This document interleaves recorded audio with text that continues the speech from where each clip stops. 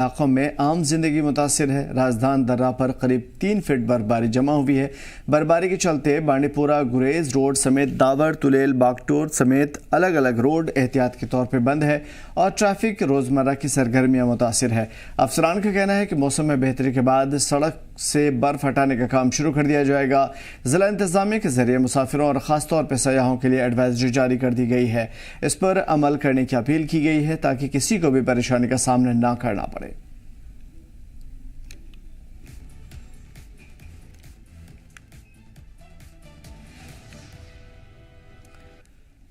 उधर शदीद बारिश और बर्फबारी की वजह से डोडा के भलेसा यातायात और थाथरी जोन के सभी सरकारी और प्राइवेट स्कूलों को एक दिन के लिए बंद करना पड़ा है। डिप्टी कमिश्नर ने इससे मुताल्लिक नोटिफिकेशन जारी करके सभी स्कूलों को इस पर अमल करने की हिदायत दी है। बच्चों की हिफाजत और एहतियात के तौर पर यह फैसला लिया गया है। वहीं गुरेज घाटी में शदीद बर्फबारी की वजह से 3 दिन की छुट्टी का ऐलान हुआ है, यानी 15 मार्च तक सभी प्राइवेट और सरकारी स्कूल बंद रहेंगे।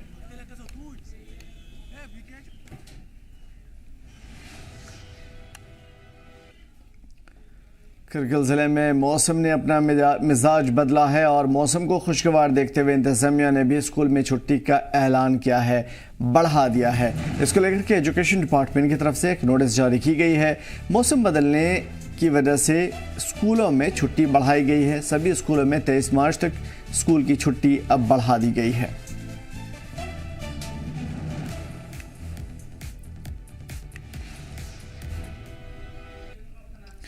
पहलगाम की मेन मार्केट के पास लैंडस्लाइड का मामला सामने आया है और इस दौरान लैंडस्लाइड में 3 मजदूर बुरी तरीके से जख्मी भी बताए जा रहे हैं। इसका इलाज अनंतनाग के जीएमसी में कराया जा रहा है। पुलिस और सिविल एडमिनिस्ट्रेशन लोगों को बचाने और हालात को संभालने में जुटे हुए हैं।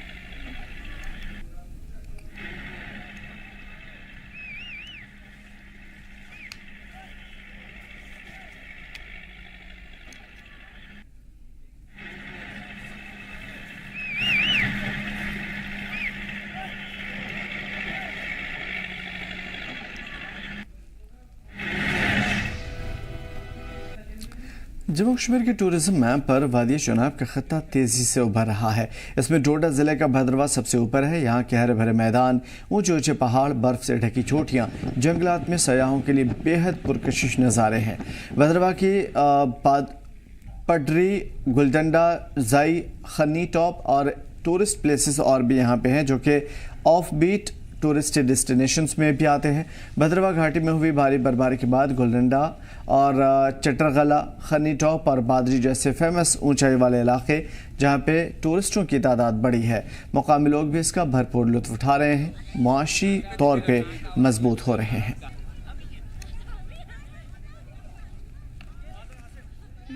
भद्रवा आई थी, सब लोग कश्मीर जाना था मुझको, सब लोगों ने बोला भद्रवा जाओ, ठीक है। तो मैं यहाँ पे आई, मैंने यहाँ की सुंदरता देखी, बहुत ही अच्छा लग रहा था। चारों तरफ धुआं और ये बर्फ, ये सब मैंने ना फिल्मों में देखा था और ये आज मैं सच में देख रही हूँ। ये मेरी ख्वाहिश थी, सपना था कि मैं यहाँ पे जाऊँ, मस्ती करूँ, बर्फ को छूँ। और बर्फ को छूने से इतनी ठंड लग रही है, इतने हाथों में इतनी सर्दी महसूस हो रही है कि मैं आपको बता नहीं सकती। आई नो, मैं बहुत खुश हूँ, बहुत ज्यादा ही। आज मुझे हकीकत में और ऐसा फील हो रहा है जैसे कि मैं स्वर्ग में हूँ। सबको यहाँ पे आना चाहिए, बहुत अच्छा लग रहा है। मैंने सिर्फ सपनों में बर्फ वगैरह देखी थी, आज मैं हकीकत में इनको छू रही हूँ, महसूस कर रही हूँ, मेरे को बहुत अच्छा लग रहा है। हम मनाली और भी बहुत जगह पे घूमे हैं, लेकिन यहाँ की बर्फ बहुत ज्यादा है और बहुत क्लीन है। भदरवा में गोलडंडा में है, यहाँ पे बर्फ बहुत ज्यादा है और एकदम सफेद है, चारों तरफ बर्फ ही बर्फ है। बहुत अच्छा लग रहा है। मैं यहाँ पे हम अपनी फैमिली को भी लेके आएंगे दोबारा। अभी तो हम सिर्फ कपल ही आए हैं। बहुत अच्छा महसूस हो रहा है। बर्फ हाथ में ली है तो बहुत मस्ती, बहुत अच्छा लग रहा है। अभी तक देखा नहीं था ये माहौल, बड़ी टीवी वगैरह में देखा, मोबाइल में, आज स्वयं देख लिया है। मुझे ऐसा लगता है कि सब लोगों को आके यहाँ पर बहुत सारी मस्ती एंजॉय करना चाहिए। बहुत अच्छा लगता है। हमें जाना था कश्मीर, लेकिन हमने यहाँ धनवान आके इतनी बर्फ देख के इतना एंजॉय किया कि हमारे को कश्मीर जाने का मन नहीं हो रहा, क्योंकि यहाँ पे इतनी बर्फ है। मैं मनाली भी गया हूँ, कसौल भी गया हूँ, वहाँ पे इतना मज़ा नहीं आया जितना मज़ा हमारे को यहाँ पर आ रहा है। जम्मू कश्मीर का मौसम इन दिनों खुशगवार है। पहाड़ी इलाकों में एक बार फिर से बर्फबारी और उसके बाद मौसम और भी ज़्यादा सुहाना। मैदानी इलाकों में गुलमर्ग समेत कश्मीर के दीगर ऊंचाई वाले इलाकों में बर्फ़ की सफ़ेद चादर जमी है। आसमान से लेकर के आसमान से को छूती हुई ऊंची ऊंची पहाड़ियां और ज़मीन से टच तमाम तर वादियाँ, यहाँ पे मौसम काफ़ी ज़्यादा सुहाना है। वादी की खूबसूरत दिन ब दिन बढ़ती जा रही है और यही खूबसूरत तस्वीरें लोगों को अपनी तरफ मुतवज्जह कर रही है, जिसे देखने के लिए लोग दूर दूर से आ रहे हैं। बर्फबारी को देखते हुए पर्यटक के चेहरे खिले हुए हैं। पर्यटक इस बर्फबारी का जमकर लुत्फ उठा रहे हैं। साथ ही बर्फबारी और सयाहों के आने में आसपास के लोगों, दुकानदारों और सयाहत से जुड़े हुए लोगों का, स्टेक होल्डर्स का काफ़ी फ़ायदा है। जी, गुलमर्ग जब भी हम आते हैं इधर पूरा क्लियर ही होता है। ऐसे ऊपर हम आते हैं, आज मौसम पूरा फागी है। पूरा आज पहली बार ऐसे देख रहा हूँ मैं, पूरा डेंस फागी है, पूरा फागी है गुलमर्ग आज। ऐसे मौसम क्लियर रहता था, फिर भी बीच बीच में खुल जाता था, लेकिन आज मौसम पूरा बंद है, पैक है पूरा आज। ताज़ा बर्फबारी के चलते रोड कनेक्टिविटी मुतासर होने के बाद करना चौकीबल रोड पर बहाली का काम चल रहा है। बॉर्डर रोड ऑर्गेनाइजेशन यानी BRO हिंदुस्तानी फौज के जवान बर्फ हटाने में मसरूफ़ हैं और फिलहाल ट्रैफिक बहाल करने के लिए चैलेंजिंग मौसम और लैंडस्लाइड अलर्ट के बीच में कड़ी मेहनत से काम कर रहे हैं, ताकि मुकामी लोगों को और सयाहों को और जम्मू कश्मीर विजिट करने वालों को परेशानी न हो। हाल ही में हुई बर्फबारी ने बड़ी चुनौतियाँ पेश की हैं। हालांकि ज़मीनी सतह पर टीमें ये यकीनी बनाने में मसरूफ़ है कि यहाँ पे सड़क को फौरी तौर पे साफ़ किया जाए और लोगों के लिए रास्ते खोल दिए जाएं, ताकि किसी भी तरह की कोई परेशानी न रहे।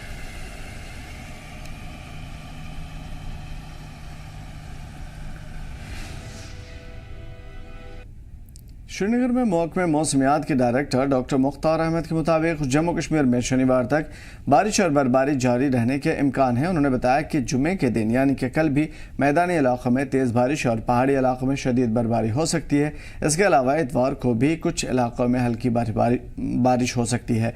डॉक्टर मुख्तार ने बताया कि शनिवार को लगभग 10 दिनों के लिए मौसम खुश्क रहेगा। ऑलरेडी फोकास्टेड था 10 से जो है मौसम क्लाउडी के साथ साथ बारिशें, अमूमन पहाड़ी इलाकों में बर्फबारी।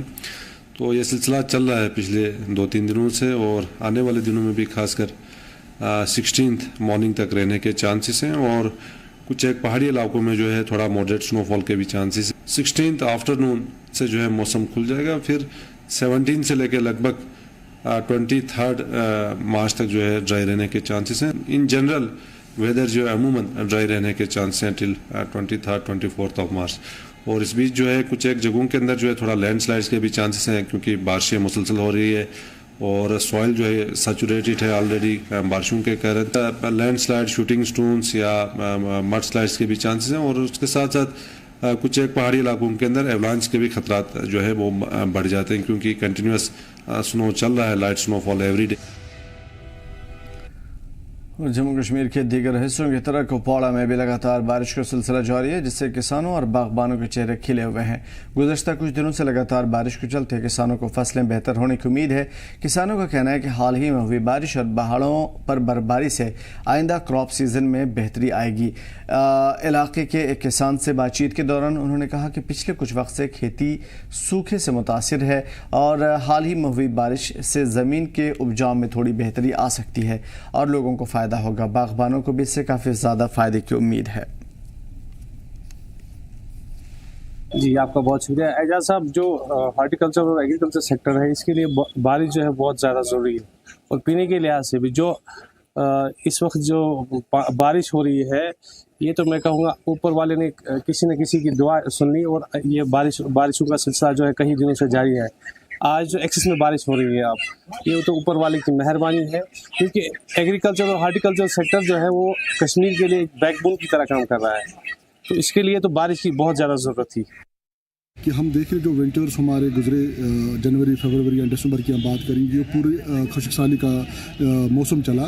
लोग परेशान थे, खानकाहों में, मस्जिदों में इसके लिए दुआ की गई कि अल्लाह ताला से दुआ गो सब थे कि रहमत बारान हो, और अल्लाह ताला ने कहीं ना कहीं किसी की आवाज़ सुन ली और अल्हम्दुलिल्लाह ये जो अभी बारिश हो रही है लगातार कई दिनों से नॉर्थ कश्मीर के अंदर स्टेप वाइज हो रही है, मरहले वार हो रही है यहाँ बारिश।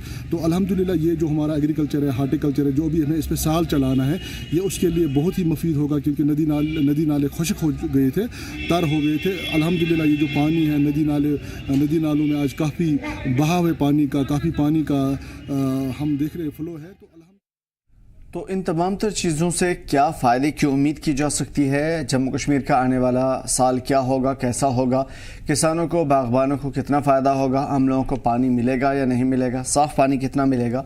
उन तमाम तर चीज़ों पे बातचीत करेंगे, ख़ासतौर पे मुस्तक़बिल के हवाले से। डॉक्टर तौसीफ़ भट्ट हमारे साथ हैं, इन्वायरमेंटलिस्ट हैं, एक्सपर्ट हैं इस मामले के। डॉक्टर तौसीफ़, बहुत बहुत शुक्रिया हमारे साथ जुड़ने के लिए। सबसे पहले जितनी चीज़ें चल रही हैं, अब इस वक्त बारिश हुई है काफ़ी लंबे सूखे के बाद, ड्राइनेस के बाद, क्या इससे वो तमाम तर प्रॉब्लम दूर हो जाएगी जिन प्रॉब्लम का जिक्र आप लोग कर रहे थे या जिन खदशे का आप लोग इजहार कर रहे थे? डॉक्टर तौसीफ़ जी। देखिए, पहले तो जितने भी एनवायरमेंटलिस्ट है, मुझे लगता है कि जो एनवायरमेंट के बारे में काम करते हैं और इसके बारे में सोचते रहते हैं, आपका भी बहुत बहुत शुक्रिया है, क्योंकि आपने कंटिन्यूसली प्रोग्राम्स किए हैं और आपने कंटिन्यूसली प्रोग्राम्स वगैरह किए इस पे, और हम देख रहे हैं कि बारिशें अभी थमने का नाम नहीं ले रहे हैं, कि जो एक बहुत अच्छी बात है। और हमारा डेफिसिट काफी नीचे आ गया है। और ये जो रिसेंट जो हमारे कश्मीर में जो अभी बारिशें हो रही हैं, उसमें हमारे जो मेन जो हमारे दो खदशात थे, एक तो था कि पानी की जो आगे किल्लत, हम सोच रहे थे कि समर में काफी ज्यादा पानी की किल्लत होगी, और एग्रीकल्चर जो हमारा, क्योंकि हमारी जो कश्मीर की जो GDP है, मैं हमेशा कहता हूं कि वो एग्रीकल्चर और अलाइड एग्रीकल्चर से ही हमारी सारी वाबस्ता है, तो उस वजह से ये बारिश बहुत ही ज्यादा जरूरी थी। लेकिन साथ साथ ये भी है कि जो वाटर रिसोर्सेज हमारे हैं, जहां पे बर्फ से जो हमारे वाटर रिसोर्सेज जो भर जाते थे, उनसे शायद बारिश गिरने से उतना ज्यादा असर नहीं पड़ेगा। हाँ, लेकिन जो हमारी ग्राउंड वाटर लेवल है, जो क्रूशल है पीने के पानी के लिए, जो सिंचाई के लिए और हाइड्रो पावर जनरेशन के लिए, उसके लिए बहुत ही ज्यादा ये जरूरी था। तो मुझे लगता है इन तीन चीजों की जो प्रॉब्लम थी वो हमें जरूर ये सॉल्व करेगी। और जो एग्रीकल्चर में हमारा जो मेजर इकोनॉमी, जैसे मैंने कहा, उसमें जो नदी नाले जो हमारे एक नेचुरल प्रोसेस होता है, जब बारिशें गिरती हैं, पहले जब बर्फ बहुत ज्यादा गिरती थी, फिर वो समर में जब मेल्ट होती थी, जब धूप निकलती थी, मेल्ट होती थी, तो इन नदियों से वो पानी बह के निकलता था, और जो भी गंदगी वगैरह, इन एक नेचुरल प्रोसेस होता है एक स्ट्रीम को, एक रिवर को साफ करने में। तो मुझे लगता है कि एक खुशी का माहौल है अभी कश्मीर में। अभी जैसे मुख्तार साहब ने भी पहले कहा कि अभी 1-2 दिन और बारिशें हैं, मुझे लगता है उससे भी काफी ज्यादा जो रिलीफ है हमारे फार्मर्स को, स्पेशली जो हमारे किसान हैं, उनको मिलेगा। और जो हॉर्टिकल्चर में या जो अभी एग्रीकल्चर में जो अभी अपना रोजगार जिनका उस पर डिपेंडेंट है, मुझे लगता है उसका। और दूसरा सबसे ज्यादा इंपॉर्टेंट, रिसेंटली आपने देखा होगा कि एक जो वो वाइल्ड फायर्स का रिस्क, एक हमने यहां से सरकार के द्वारा भी एक नोटिफिकेशन जारी हुई थी, जिसमें कहा गया था कि काफी ज्यादा वाइल्ड फायर्स होने के चांसेस हैं। तो उसमें भी काफी ज्यादा उसमें भी ठहराव आ गया, क्योंकि जो बारिशें और बर्फ जो अपर रीचेस में और बारिश कंटिन्यू हुई,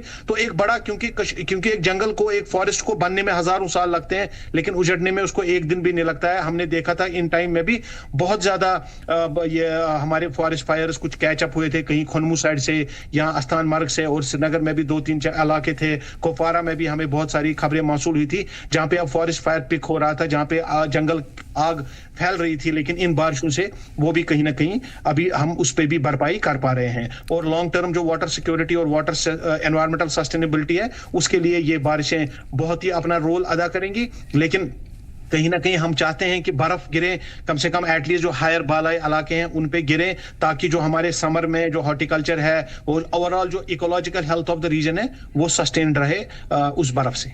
बहुत ही खूबसूरत बात। मैं आपसे ये समझने की कोशिश करूंगा कि क्या आपको लग रहा है as a environmentalist, as a expert, कि जम्मू कश्मीर के लोग उतनी ज़्यादा इस मामले में अब बेदार हो चुके हैं? देखिए आमिर भाई, जैसे मैंने कहा कि काफी ज्यादा अवेयरनेस हो गई, और आपके माध्यम से भी, और काफी ज्यादा मीडिया ने भी अच्छा रोल इसमें किया, कि पहले जो लोग एनवायरनमेंट के बारे में सोचते नहीं थे, आज हम उनके साथ शाम को डिस्कशन भी करते हैं, कहीं जूम कॉलें होती हैं, कहीं ऑनलाइन कॉलें होती हैं।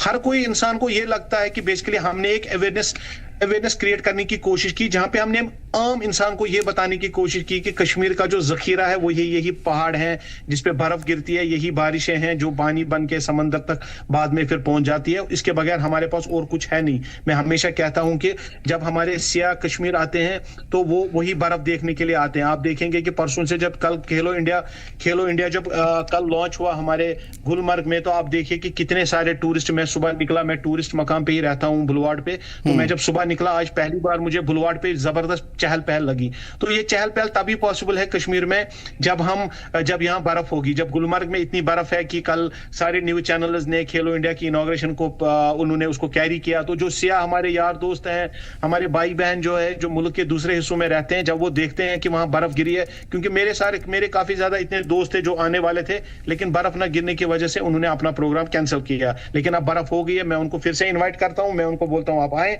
और इस चीज का लुत्फ उठाएं। और इसका अब आम इंसान जो कश्मीरी एक नॉर्मल है, हमने एक मूवमेंट स्टार्ट की थी क्लीननेस, जो streams, water bodies, restoration of springs वगैरह, वो मूवमेंट अब पिक कर रही है। आज हम देख रहे हैं कि गांव-गांव से वीडियो आ रहे हैं, वहां के लोग नदी नालों को साफ कर रहे हैं। तो मुझे लगता है एक बहुत ही अच्छी खबर है और मुझे लगता है कि एक बहुत ही अच्छी चीज है। और एज एन एनवायरमेंटलिस्ट मेरे पास आज खुशी मनाने का मौका है कि मैं सोच रहा हूं कि आज लोग बेदार हो गए हैं। आज कहीं लोग पेड़ लगा रहे हैं, कहीं नदी साफ कर रहे हैं, कोई स्प्रिंग रेस्टोर कर रहे हैं, कोई वेटलैंड पे काम कर रहा है। तो कुछ ना कुछ हर कोई इंसान इस पे काम कर रहा है, क्योंकि हमें लगा कि हमारे पास जो है उसको हमें बचाने की बहुत ही पॉजिटिव चीजें आप देख पा रहे हैं आम लोगों में।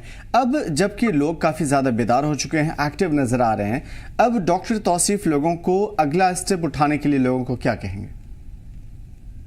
देखिए बहुत सारी चीजें हैं आमिर भाई। पहला सबसे ज्यादा जो हमारा है वो है सस्टेनेबल टूरिज्म। देखिए हमने रेगुलेट करना पड़ेगा, हमने रेगुलेट जो हमारे इको फ्रेंडली इंफ्रास्ट्रक्चर्स हैं वो अब हाई टाइम है। देखिए हम वेट नहीं कर सकते हैं। अगर पिछले साल 132 साल में हमारा समर सबसे हॉटेस्ट था, हमें वेट नहीं करना है कि इस साल उससे भी ज्यादा गर्मी हो। हमने इस चीज के लिए काम खड़ा करना है। सबसे पहले लोग यहाँ पे आते हैं, सिया यहाँ पे आते हैं, जो टूरिस्ट यहाँ पे आते हैं, जब वो कश्मीर के बारे में, अब हमें क्या चाहिए, हमें इको फ्रेंडली इंफ्रास्ट्रक्चर चाहिए। हमने वो मटेरियल्स, जैसे हम प्लास्टिक के पॉलीथीन और सिंगल यूज प्लास्टिक के बारे में हमने ऑलरेडी मूवमेंट स्टार्ट की है। मुझे लगता है हाई टाइम है कि जो हमारे होटल्स हैं, रोड्स हैं, जितने भी हमारे ये जो दुकानें हैं, शॉपकीपर्स हैं, जैसे लद्दाख जैसी और सिक्किम जैसी छोटी छोटी जगहें जब पॉलीथीन को बैन कर सकते हैं, हम भी कर सकते हैं। उसके साथ साथ हर किसी होटल वाले को एक अवेयरनेस कैंप उसके अंदर एजुकेट अपने टूरिस्ट को जरूरी करना पड़ेगा, क्योंकि बहुत सारे टूरिस्ट आते हैं, उनको शायद पता नहीं होता है, और जैसे उनको नहीं पता होता है कि कैसे अवॉइड लिटरिंग किया जाए, कैसे हम मिनिमाइज प्लास्टिक यूज किया जाए, कैसे हम रेस्पेक्ट अपने लोकल वाइल्ड लाइफ को करें। मुझे लगता है कि ये टूरिज्म डिपार्टमेंट या जो हमारे टूरिज्म से मुंसलिक हमारे होटलियर भाई हैं, उनको इस पे ऊपर एक थोड़ा सा अवेयरनेस करने की जरूरत है। और दूसरा मैं ये कहूंगा कि हमें अभी बैठना नहीं है। हम अब ये नहीं बोलेंगे कि मैं कल कहीं पे प्लांट लगा रहा था, तो मेरे एक दोस्त ने मुझे फोन किया, उन्होंने कहा डॉक्टर साहब अब तो बारिश गिर गई, आपने क्यों प्लांट आप लगाने हैं। लेकिन हमने ऐसा नहीं सोचना है। हमने एफॉरेस्टेशन और रिफॉरेस्टेशन पे जितना हम लगा सकते हैं, इस बार सरकार का भी हदफ है कि वो 1.5 करोड़ पेड़ लगाएंगे।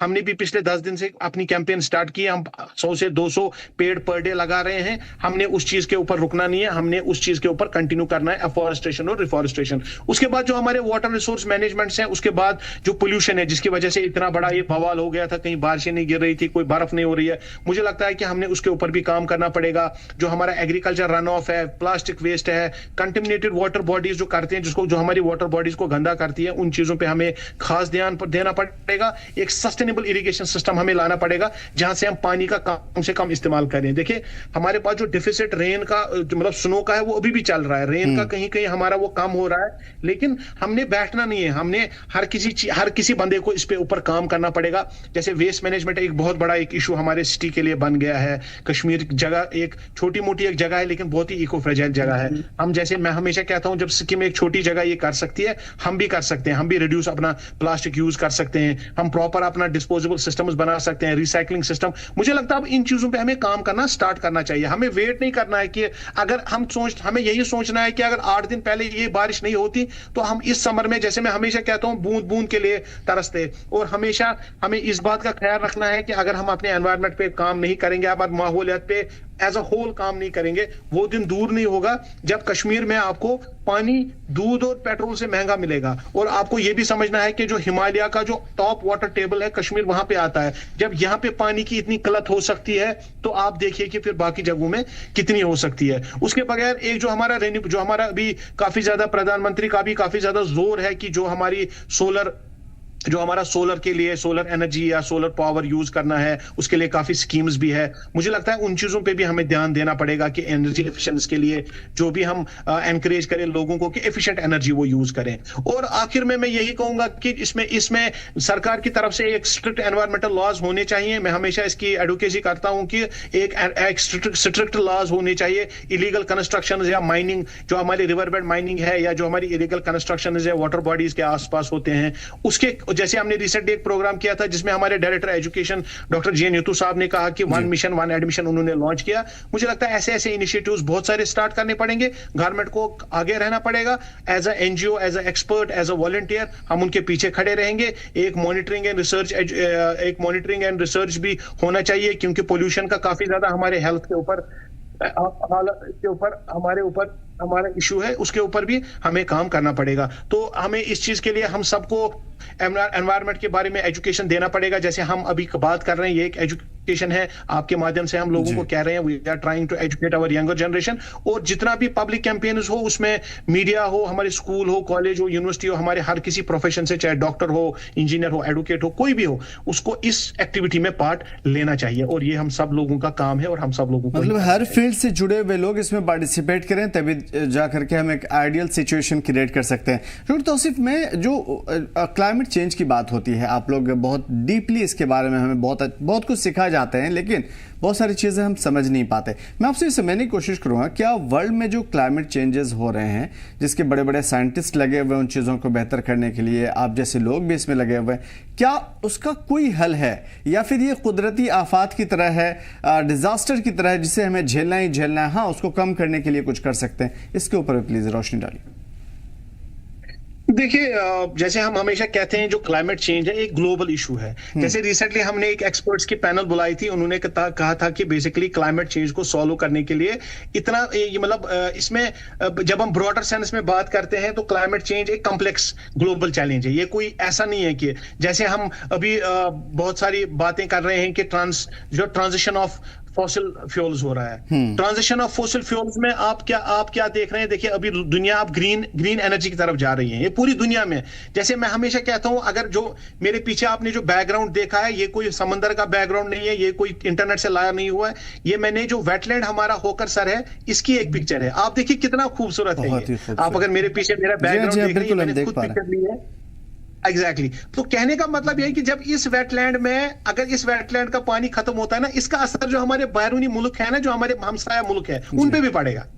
तो कहने का मतलब है कि ये जो क्लाइमेट क्राइसिस है ये ग्लोबल इशू है। इसमें पहले देखिए, सबसे पहले क्या है कि हम चाहते हैं कि जो रिप्लेस है हमारे फॉसिल फ्यूल्स है ना, जो हमारा कोल है, ऑयल है, नेचुरल गैस है, उसको हम रिन्यूएबल सोर्स पे लाएं, उसको सोलर पे लाएं, विंड पे लाएं, हाइड्रो पे लाएं, जियोथर्मल पे लाएं। ये सबसे पहला इंपॉर्टेंट जो पूरी दुनिया पे इस पे काम हो रहा है। दूसरा, हम क्लीन जो इन्वेस्ट करें हम क्लीन एनर्जी पे। क्लीन एनर्जी में क्या हमारा होता है कि जैसे हम करते हैं कि जो रिन्यूएबल टेक्नोलॉजीज है, जो भी रिन्यूएबल टेक्नोलॉजीज है, उनके ऊपर काम करें। और एनर्जी जो एफिशिएंसी एनर्जी की है, जो भी हम प्रमोट करते हैं, जैसे हम फॉर एग्जांपल बहुत सारी जैसे गाड़ियां चलती हैं, उनका जो कार्बन मोनोऑक्साइड निकलता है, वो हमारे जो अगर कश्मीर की बात करें, ग्लेशियर्स का जो टॉप है वो सब ब्लैक हो गया, क्योंकि वो जो उनका जो कार्बन मोनोऑक्साइड है उसकी टॉपिंग जो उसके ऊपर हो गई है, जिसकी वजह से हमारे ग्लेशियर्स बहुत ही ज्यादा तेज मेल्ट हो रहे हैं। तो ये एक मैं आपको छोटा सा एक असर बता रहा हूं कि अगर ये कार्बन मोनोऑक्साइड किसी और मुल्क से, किसी और स्टेट से आ रहा है, लेकिन उसका असर भी हमारे ग्लेशियर्स पे पड़ रहा है। तो जो क्लाइमेट क्राइसिस है, हमें ये समझना पड़ेगा कि ये कोई एक देश का या एक शहर का इशू नहीं है, it is the issue which is a global.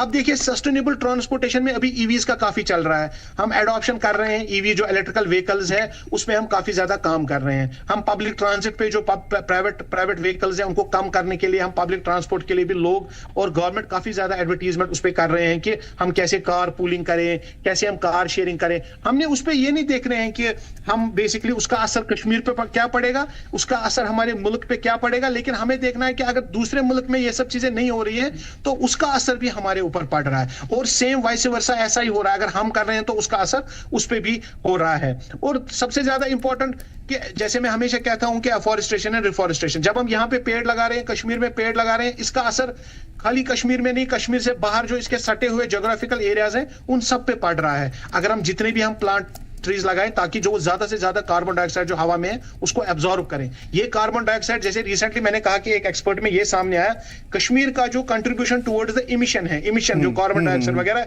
वो बहुत ही कम है, वो बहुत ही कम है। लेकिन हम जो रिसीव कर रहे हैं बाकी जगहों से, बाकी स्टेट से या बाकी कंट्री जो नेबरिंग है उनसे जो हम रिसीव कर रहे हैं वो बहुत ही ज्यादा है। That is very very very high. तो ये एक ग्लोबल इशू है, इसको ग्लोबली सॉल्व करना पड़ेगा। मेरे स्टूडेंट मुझसे अक्सर पूछते हैं कि ये तो एक ग्लोबल इशू है, हम क्या कर सकते हैं? लेकिन अगर हम सब लोग ये सोचेंगे कि हम क्या कर सकते हैं तो फिर इसके बारे में तो कोई फिर तो उसके बारे में कुछ किया ही नहीं जा सकता। एग्जैक्टली, ये बहुत खूबसूरत बात कही आपने कि हम ये सोच करके कि ये भाई ग्लोबल इशू है, हम क्या करें, तो यकीनन इसमें कुछ नहीं होगा। लेकिन खैर, डॉक्टर तौसीफ जैसे लोग यहाँ भी मौजूद हैं तो ऐसे बच्चों की हौसला अफजाई ज़रूर होगी। डॉक्टर तौसीफ, मैं ये भी समझूंगा, अभी कई जगह के ऐसे वाक़यात हुए, आपने देखा कि पुंछ, राजौरी में, अनंतनाग में ज़मीन से निकला हुआ पानी, चश्मे से लिया हुआ पानी काफ़ी ज़्यादा जहरीला निकला। लैब टेस्ट में उन तमाम चीज़ों से पुष्टि हुई कि ये पानी पीने लायक नहीं है। क्या हमारा जो रिसोर्सेज है वो वाकई जहरीला होता जा रहा है या हो चुका है,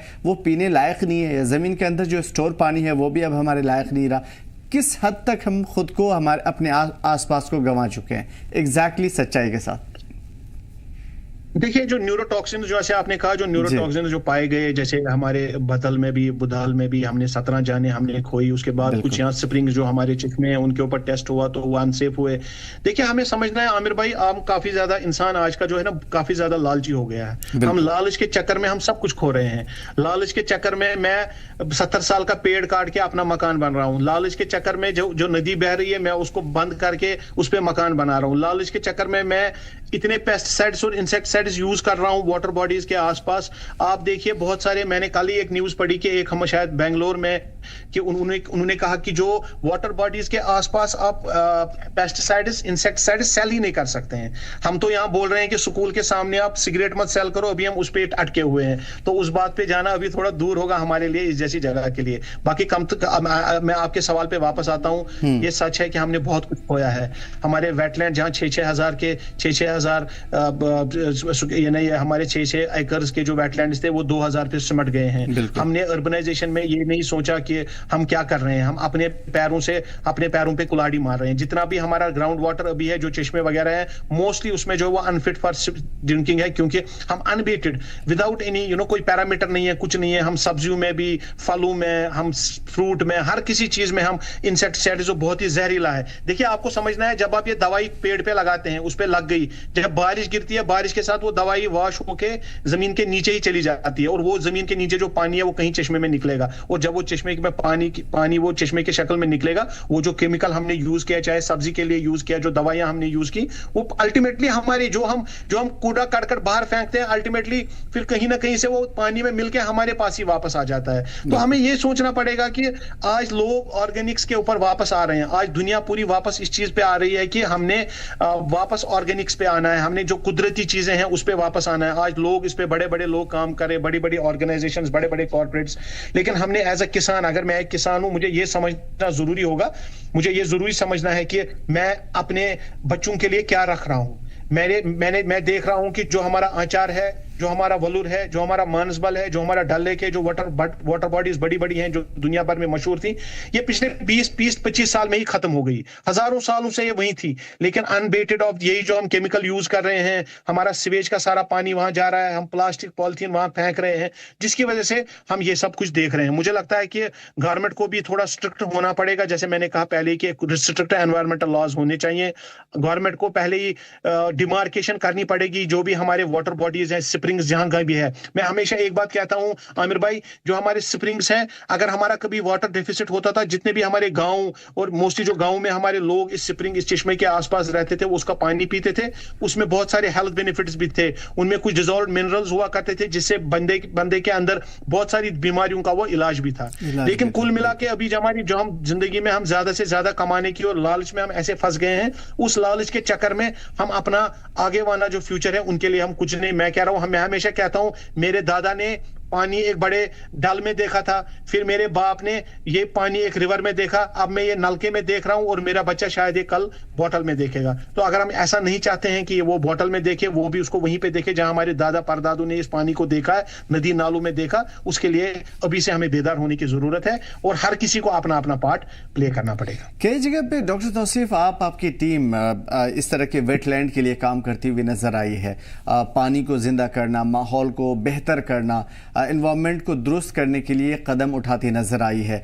बहुत सारे ऐसे किस्से जो साइड से हमें सुनने को मिलते हैं कि आप लोगों ने बहुत बड़े बड़े कारनामे अंजाम दिए हैं, इर्रिस्पेक्टिव आप लोग कभी आ नहीं पाए फ्रंट लाइन में, लेकिन बैकग्राउंड में आप लोगों ने बहुत कुछ किया। मैं चाहूंगा कि कुछ जरूर अपने कारनामों के, अपने साथियों के कारनामों के बारे में बताएं।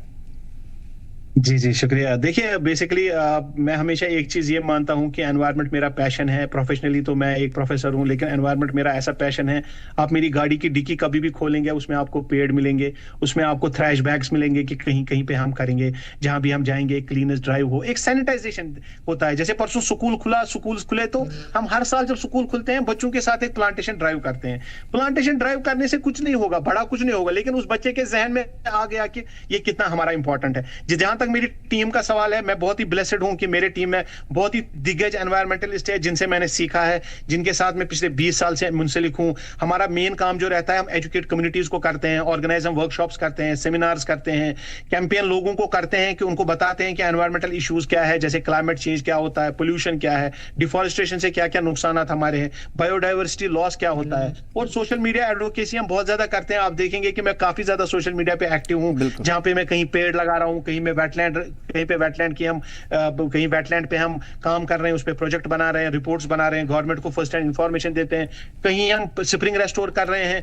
ताकि हम लोगों को ये बताएं कि बेसिकली कि सोशल मीडिया के थ्रू हम लोगों को बताएं कि जो हम एक्टिविटीज हम कर रहे हैं आप भी कर सकते हैं। और हम हमेशा कहते हैं you are free to join us. हम अभी रिसेंटली जैसे कभी भी हम किसी भी वाटर बॉडी पे जाते हैं, वहां पे क्लीनेस ड्राइव करते हैं और जो आसपास लोग होते हैं उनको एजुकेट करते हैं, उनको बोलते हैं कि आपके अब हमारी श्रीनगर म्युनिसिपलिटी भी बहुत ही एक्टिव है, वो घर घर अभी डंपर सुबह भेजती हैं, जो कचरे वाली गाड़ी आती है, तो लोगों को यही समझाते हैं कि आपको इसके ऊपर बाहर फेंकने की जरूरत नहीं है, सुबह गाड़ी आएगी आप उसको सेग्रीगेट कीजिए, घर में अपना जो वेट वेस्ट है, ड्राई वेस्ट है, उसको अलग कीजिए। मैं हमेशा कहता हूं एनवायरनमेंट घर से स्टार्ट होता है, किचन से स्टार्ट होता है, फिर बड़ी बड़ी चीजें बाद में होती हैं, पहले छोटी छोटी चीजों पे हमें ये करना पड़ता है। और आगे हम बच्चों को अब ये भी सिखाते हैं कि जो वेस्ट है या वेल्थ बन गया है, अब आप कचरे से बहुत कुछ कर सकते हैं, एनर्जी बना सकते हैं, आप उससे घर के लिए लाइट्स वगैरह भी बना सकते हैं, बहुत कुछ कर सकते हैं आप। और बेसिकली उतना ही नहीं है, हमारी जो टीम है वो एडवोकेसी करती है, जो पॉलिसी चेंजेस है उसमें भी काफी ज्यादा काम करती है। जैसे पिटिशंस हमारे काफी ऑनरेबल हाई कोर्ट में हमारा PIL चल रहे हैं, पब्लिक इंटरेस्ट लिटिगेशन चलते हैं,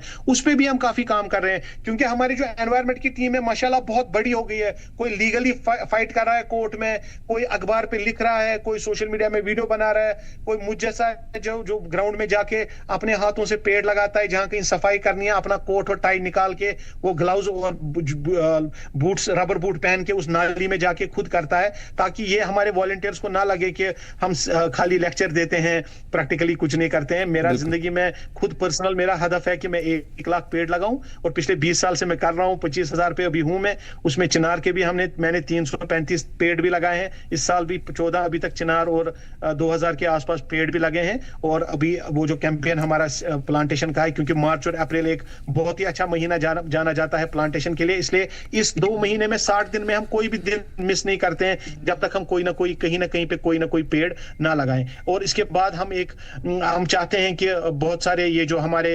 इंटरनेशनल कम्युनिटीज का भी मैं रिप्रेजेंटेटिव हूं यहाँ कश्मीर से, जैसे इसरैग हमारा है एनवायरमेंटल सस्टेनेबिलिटी, उस पर भी मैं काम कर रहा हूं, ताकि उनको भी लोगों को पता रहे कि कश्मीर में एनवायरमेंट पे क्या क्या काम हो रहा है। और बहुत सारे एनवायरमेंटलिस्ट बाकी आमिर भाई बाकी शहरों से, बाकी हमारे देशों से भी, फॉरेन कंट्री से भी आते हैं, और वो यहाँ पे हमारे साथ जुड़ते हैं, और हम उनका जो एक्सपीरियंस है वो हम इन चीजों पे अपना काम करते हैं। बिल्कुल, इंटरनेशनल जर्नल्स में जो आपने आर्टिकल्स लिखने शुरू किए वो शायद आप पहले से कर रहे होंगे, लेकिन हमारी नजर तो अब पड़ी है उन पे। तो ये बहुत ही बड़ा काम है आपका कि खामोश रह करके समाज में, अपने समाज की बेहतरी के लिए, अपने मुल्क, अपनी रियासत की बेहतरी के लिए खामोशी से उसकी भलाई के लिए करते रहे, वरना तो हम तो एक किला देकर के 10 सेल्फी लेने वाले लोग हैं। बहुत शुक्रिया डॉक्टर तौसीफ आपका हमारे साथ जुड़ने के लिए और तमाम तर बेहतरीन बातचीत के लिए। रुकेंगे यहाँ पे एक छोटे से ब्रेक के लिए। फिलहाल छोटे से ब्रेक के बाद जल्द होते हैं हाजिर।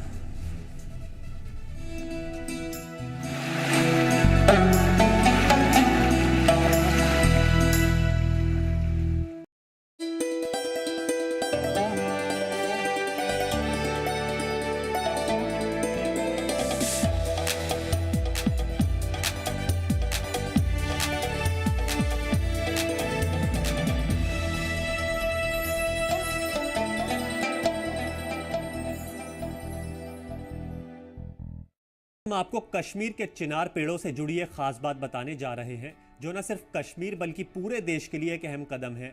जम्मू और कश्मीर सरकार ने 28,560 चिनार पेड़ों को डिजिटल पहचान देने की शुरुआत की है और इसके लिए शुरू किया गया है जियो टैगिंग प्रोसेस। आप सोच रहे होंगे यह जियो टैगिंग आखिर है क्या? दरअसल जियो टैगिंग का मतलब है कि इन पेड़ों का डिजिटल रिकॉर्ड तैयार किया जाएगा और इन्हें एक खुसूसी मकाम से जोड़ा जाएगा, यानी इन पेड़ों को एक QR कोड के साथ लॉक किया जाएगा जिसे स्कैन करने पर यूजर उस पेड़ के बारे में पूरी जानकारी हासिल कर सकेंगे, जैसे कि उनकी उम्र, लोकेशन, सेहत वगैरह। पेड़ों का सारा डेटा डिजिटल शक्ल में मौजूद रहेगा। इससे सिर्फ पेड़ों की पहचान नहीं होगी बल्कि उनकी प्रोटेक्शन भी सही तरीके से की जा सकेगी, क्योंकि चिनार न सिर्फ कश्मीर की पहचान है बल्कि ये एनवायरनमेंट के लिए भी इंतहाई अहम है। अब जब इन पेड़ों का डिजिटल रिकॉर्ड तैयार हो जाएगा तो फ्यूचर में इन पेड़ों की देखभाल और सुरक्षा में कोई चूक नहीं होगी। इसके अलावा एनवायरनमेंट में होने वाले बदलावों पर भी नज़र रखी जा सकेगी और इससे क्लाइमेट चेंज के असरात को समझने में भी मदद मिलेगी। कश्मीर की यह पहल एक नई उम्मीद लेकर आई है, क्योंकि यहाँ के चिनार पेड़ न सिर्फ रवायती तौर पर अहम हैं बल्कि सकाफती और तारीखी नुक्ता नज़र से भी इनका गहरा ताल्लुक है।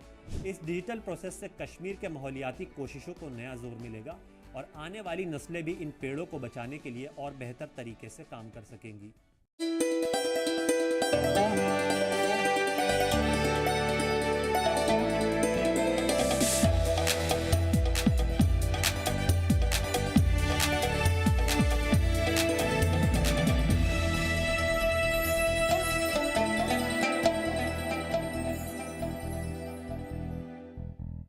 कश्मीर जिसे जन्नते जहां कहा जाता है, न सिर्फ अपने बर्फानी पहाड़ों और हरे भरे बगीचे के लिए मशहूर है बल्कि यहाँ की नदियाँ और वादियाँ भी एक मुनफरिद तजुर्बा फराहम करती हैं।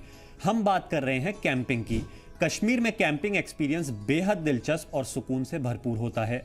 आप सिंध नदी और झेलम जैसे मकामात के करीब अपना कैंप लगाकर कुदरत के करीब जा सकते हैं।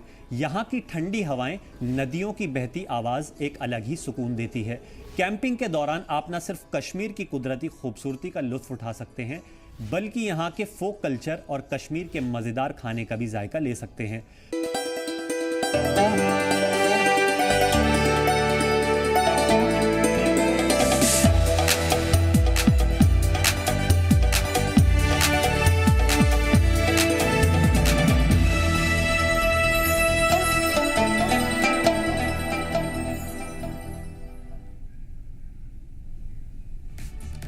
एक बार फिर से आप सभी का तहे दिल से इस्तकबाल एंड होली मुबारक। पूरे मुल्क के साथ जम्मू कश्मीर में भी रंगों का त्यौहार होली कल पूरे जोश व खरोश के साथ मनाया जाएगा, लेकिन झलकियां दिखने लगी हैं। उसको लेकर के बड़े पैमाने पर तैयारियां चल रही है, जिससे इससे पहले आज से ही होली के रंग उड़ने लगे हैं और सरहद पर तैनात जवानों ने आज जमकर होली भी खेली थी। उसकी तस्वीरें हम आपको दिखा पा रहे हैं स्क्रीन पर।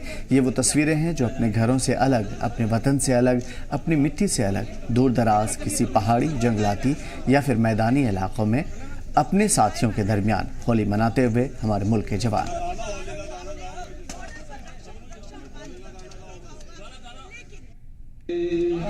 मैं सीमा सुरक्षा बल की तरफ से सभी देशवासियों को होली की शुभकामनाएं देना चाहती हूँ। जय हिंद। बहुत अच्छे दिखाया है। BSF की तरफ से सभी देशवासियों की होली की हार्दिक शुभकामनाएं। हैप्पी होली। पूरे मुल्क के साथ जम्मू कश्मीर में भी कल होली का त्यौहार मनाया जाएगा और उसको लेकर के बड़े पैमाने पर तैयारियां चल रही है। होली को लेकर बाजारों में आज खूब रौनक नजर आई। हर उम्र के लोग बाजारों में जाकर रंग और पिचकारी के साथ दीगर तरह के प्रोग्राम, सामान, मिठाइयां खरीदते हुए नजर आए। खास बात यह है कि होली मनाने को लेकर के बच्चों में खासा जोश नजर आया।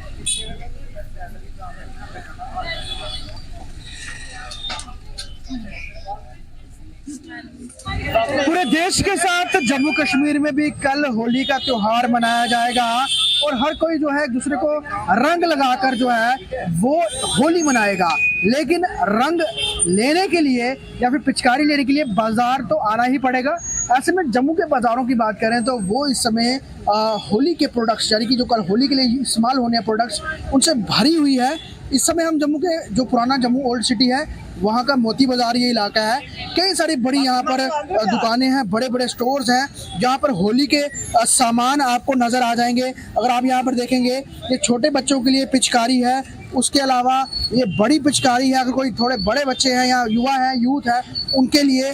उसके अलावा ये चाइनीज़ इस तरह से आप देखेंगे ये पिचकारियाँ हैं अलग अलग किस्म की जो कि बहुत अलग अलग तरह से जो है इस्तेमाल की जाती हैं। उसके अलावा रंग मार्केट में ढेर सारे हैं, गुलाल मिल जाएगा यहाँ पर, सिलेंडर यानी कि इस तरह के जो सिलेंडर में जो कलर होते हैं वो मिल जाएंगे, ये लाल कलर है इस तरह के। और इसके अलावा अगर हम बात करें मास्क बहुत सारे मिल जाएंगे, जो स्प्रे कलर्स हैं वो मिल जाएंगे। और आप कह सकते हैं कि यहाँ पर इस समय बाज़ारों में बहुत ज़्यादा भीड़ नज़र आएगी। कोई ऐसी दुकान नहीं होगी जहाँ पर लोग ना हो और होली का सामान लेना हो। देखो बच्चे अपने से भी 2 गुना 3 गुना बड़े चश्मे यानी कि ये डेकोरेटिव जो ग्लासेस हैं वो हैं ताकि होली में थोड़ा अलग दिख सके और एंजॉय भी कर सके और एक अलग मनोरंजन भी कर सके। से बात भी करेंगे। क्या नाम है आपका? अनमोल। अनमोल, क्या क्या लिया होली का? मैं देख रहा हूँ आपने बहुत सामान पकड़ा है, क्या क्या लिया आपने? बहुत कुछ लिया, पिचकारियाँ, रंग, स्प्रे और भी बहुत कुछ। अच्छा, तो मतलब आप कितनी एक्साइटमेंट है? कल होली खेली तो क्या तैयारी खास क्या देख रहे हो इस बार आप? बहुत भीड़ है यहाँ पे और बड़ी सारी अपने घर पे तैयारियां करके रखी है। अच्छा, आपके साथ आपके मदर भी आई और सिस्टर भी आई है? हाँ जी। तो पेरेंट्स का यही होता है कि बच्चों को हर बार कुछ अलग लेके दें, तो क्या कुछ इस बार इनको खरीद के दे रहे हैं? बड़ा मतलब नया क्या, हमें खुद इतना कुछ नया देखने को मिल रहा है जो हमने अपने मतलब चाइल्डहुड में नहीं देखा। अब ये देख लिया मैंने तो मुझे हंसी आ रही है, ये क्या है, बट इनको लेना ही लेना है। पिचकारी ले रहे हैं, कलर्स हैं, बैलून्स हैं और नए नए कलर्स आए हैं। क्या कुछ खास नया इस बार लेके जाए? कुछ है कि लेके जाए? खास तो नहीं, पुराना जैसा ही है कुछ। अच्छा, ट्राई कर रहे हैं कुछ नया मिल जाए। आपका क्या नाम है? क्या लिया आप और क्या लेने आए हो? कलर, पिचकारी वगैरह। क्या क्रेज है इस बार मार्केट में? कोई नई चीज आपको नजर आई हो? सब कुछ नया ही आता है हर बार। मन तो करता होगा सारा ही कुछ ले लें। हाँ। और टकटकी लगा के देख रहे हैं कि घर वाले अच्छी से अच्छी चीज लेके दें और होली बढ़िया मनाई जाए। तो ओवरऑल होली की तैयारियां बड़ी जोरों शोरों से चल रही है। और यहाँ पर अगर हम आपको बताएं जम्मू में होली का इस समय खुमार जो है वो खूब नजर भी आ रहा है और लोग जम करके खरीदारी भी करते हुए नजर आ रहे हैं। जम्मू से केसर टीवी के लिए ख्वाहिश पटियाला की रिपोर्ट। जम्मू का रुख करेंगे। ख्वाहिश हमारे साथ बराह रास्त जुड़े हुए हैं। ख्वाहिश, क्या शाम नज़र आ रही है आज के इस खूबसूरत से मौके पर और कल की क्या तैयारियां देख पा रहे हैं आप? मैं बिल्कुल परेड चौक में हूँ और मेरे पीछे ठीक वो बाजार है जहाँ पर होली का सामान लोग आप कह सकते हैं कितनी कैपेसिटी में खरीद रहे हैं कि शायद उन्होंने होली पूरी 1 साल मनानी है। अंदर इतनी ट्रैफिक चौक है, पैदल चलने की भी जगह नहीं है और लोगों में इतना क्रेज है और इस तरह के जो प्रोडक्ट्स मार्केट में है जो आप कहें कि हर साल जो है त्योहारों में एड इन होते जा रहे हैं। इस बार तो हमें बड़े बड़े सिलेंडर्स नजर आ रहे हैं, इनमें कलर्स भरे होते हैं। उसके अलावा क्रैकर्स जो हैं, अमूमन हम पटाखे जो हैं दिवाली पे चलाते हैं, लेकिन अब तो होली में ऐसे क्रैकर्स आ गए जिसमें रंग होते हैं, यानी कि वो जब चलाए जाएंगे तो कलर्स निकलेंगे। वो लोग खरीद रहे हैं, मास्क खरीद रहे हैं क्योंकि एक होता है कि हुड़दंग मचाने का युवाओं में बहुत शौक होता है, वो भी इस तरह की चीजें ले रहे हैं। बच्चे छोटे छोटे हैं, पिचकारियां हैं और हर साइज के यानी कि हर एज के बच्चे के अकॉर्डिंग, युवा के अकॉर्डिंग मार्केट में पिचकारियां हैं। तो जम करके इस समय जो है खरीदारी हो रही है। कल तो पूरे दिन रंगों से लोग सराबोर नजर आएंगे ही, लेकिन आज जिस तरह से मार्केटें गुलजार है, रंग खूब जो है वो खरीदारी कर रहे हैं। उसके अलावा आप क्रैकर्स ले रहे हैं जो कलर क्रैकर्स हैं, उसके अलावा बड़े बड़े ग्लासेस, मतलब बहुत अलग अलग चीजें हैं। तो मार्केट पूरी भरी हुई है, बाजार भी खुश है। अच्छा इस समय जो है लोगों का आना है खरीदारी करने के लिए, इससे लोगों का अच्छा व्यवसाय भी हो रहा है। वहीं अलग अलग चीजें जो अवेलेबल है तो लोगों को त्योहारों के लिए अलग अलग वैरायटी मिल रही है। तो ओवरऑल रौनक बहुत ज्यादा है। जहां हमने अपने जवानों को होली मनाते हुए देख रहे हैं, वहां हमें शहरवासी भी कल बहुत हर्षोल्लास से धूमधाम से होली मनाते हुए नजर आएंगे। जी बिल्कुल। प्रीवियस कुछ साल पहले हमने कुछ मामलात ऐसे देखे थे जिसमें लोगों को प्रॉब्लम हुई थी इन तमाम तर चीज़ों की, ख़ासतौर पे चाइनीज़ ऐसी चीज़ें थी जो केमिकल्स की वजह से लोगों को प्रॉब्लम हो रही थी।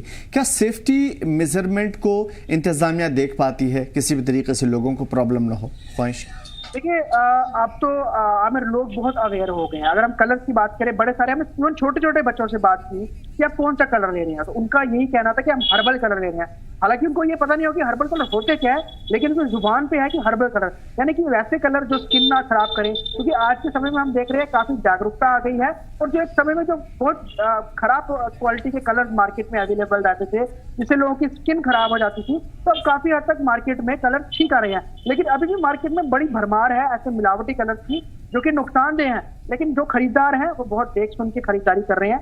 हालांकि कई सारे हमें शॉपकीपर मिले जो लोगों को सजेस्ट कर रहे हैं कि आप पैसों का कंपैरिजन मत रखें कि अगर आपने 5 रुपए का रंग ले रहा है, ऐसा मत करें। अगर आप पैसे थोड़े अच्छे खरीदेंगे और अच्छे कलर मिलेंगे जो आपकी सेहत को नुकसान ना दें, तो आप वही खरीदें। तो यही चीज जो है हमें मार्केट में नजर भी आ रही है। बाकी अगर हम बात करें, विभाग भी जो है इस पर नजर रख रहे हैं, कोई मिलावटी चीज ना बिक रही हो, या फिर जो लोगों के लिए नुकसानदेही है वो चीज तो मार्केट में तो नहीं बिक रही है, उसमें नजर रखें। लेकिन ओवरऑल काफी अवेयर लोग नजर आ रहे हैं, क्योंकि आजकल सोशल मीडिया का समय है, लोग सोशल मीडिया बहुत ज्यादा इस्तेमाल करते हैं, उसमें लगातार इस चीजों को लेकर चर्चा होती रहती है, मैसेजेस आते रहते हैं, तो लोग काफी अवेयर भी। जी हाँ, बहुत बड़ी बात है और बहुत खूबसूरत भी, क्योंकि लोग भी अवेयर हो रहे हैं और इसको होना भी ज़रूरी है। शुक्रिया हमारे साथ जुड़ने के लिए, ख्वाहिश करता हूँ अपडेट के लिए।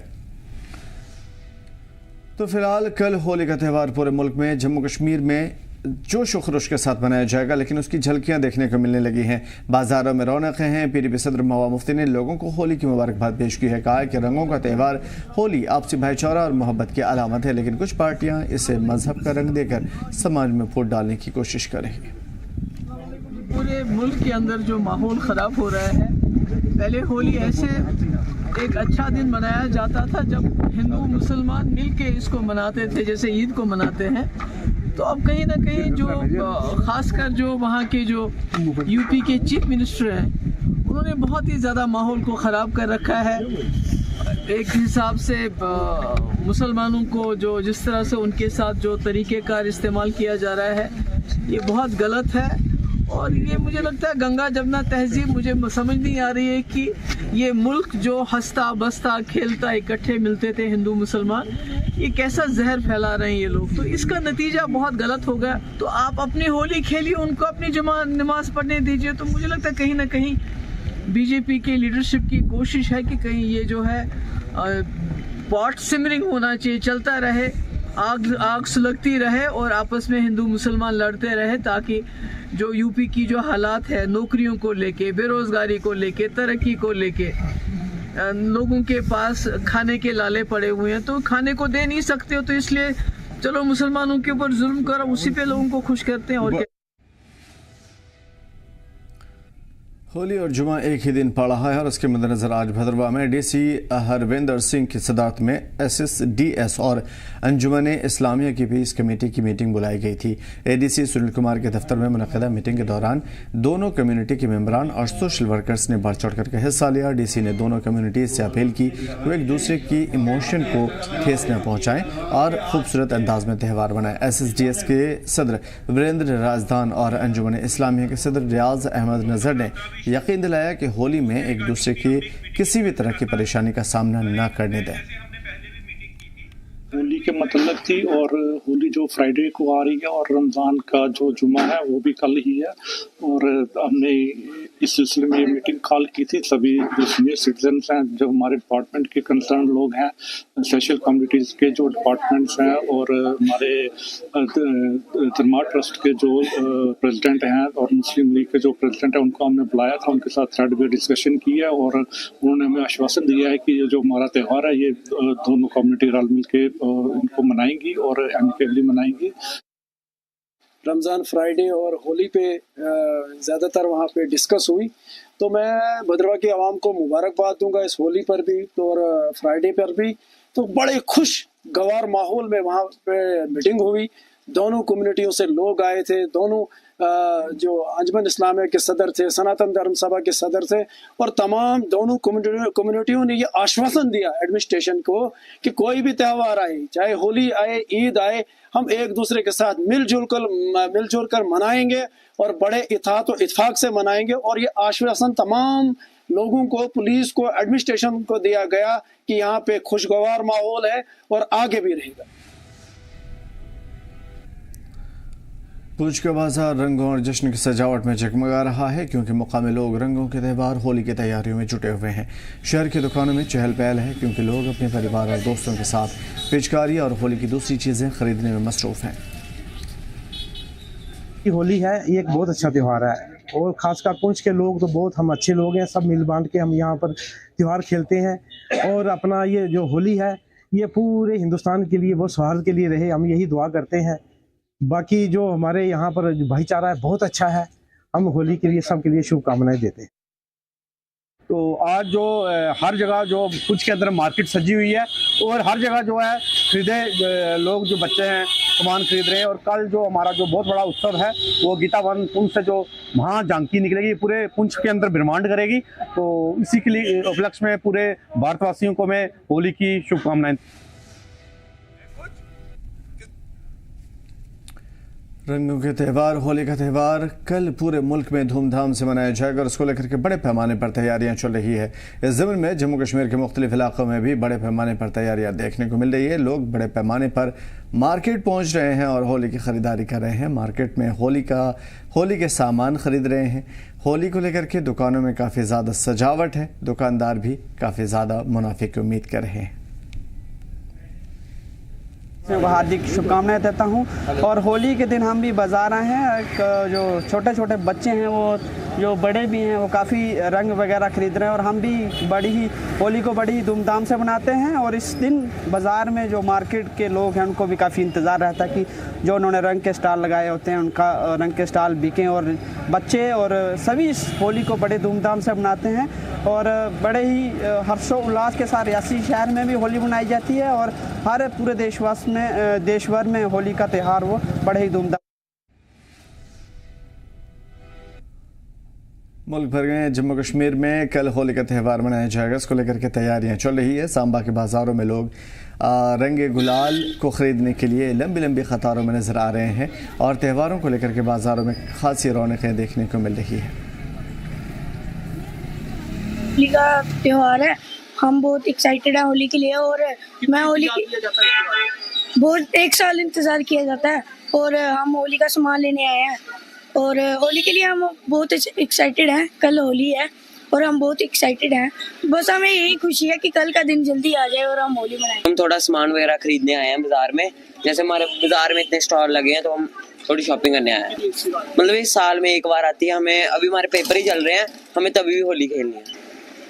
थोड़ी मती खरीदारी कर लेते अस भी, क्योंकि गुलाल सुटना है ते अब साढ़े पर भी लोग सुटना ते गुलाल ही नहीं है। बाजारे दे विच अज रौनक बड़ी है, तरह तरह के लोग, मतलब कोई पिचकारियां खरीदा दा, कोई रंग खरीदा दा, कोई फल फ्रूट खरीदा दा, मेहमाने दा तांता लगे दा है। कई अज जिहड़ा होली दा त्योहार है वो बाजारे दे विच काफी सजिए दा और लोग खरीदारी करा दे न अपने अपने। और सांबा डिस्ट्रिक्ट दा विच एक ब्यूटीफुल जिक्र करिया एक अच्छा मैसेज आ और मैं लोगों अगे अरदास करना। देश भर की तरह जम्मू कश्मीर में भी कल जो है होली के पर्व जो है वो मनाया जाएगा। अगर सांबा जिला की बात करते हैं, सांबा जिला में भी जो है होली के पर्व को लेकर लोगों में काफी उत्साह देखने को मिल रहा है।